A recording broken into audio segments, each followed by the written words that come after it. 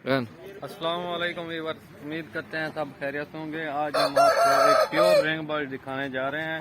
Pure Thai ring bird, ये imported है। सबसे पहले माशाल्लाह इसका चेहरा देखें और इसके मजबूती गर्दन देखें। ये इसकी आंख चेक करें और ये गर्दन होगी और नलियाँ चेक करें माशाल्लाह। कैमरामैन आपको दिखा रहे हैं इसकी नलियाँ, बाकी ये दूसरा है।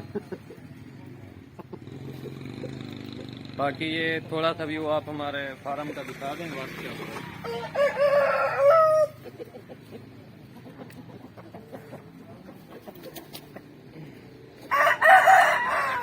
ये जो मुर्गा है ना, प्योर रिंग बर्ड है।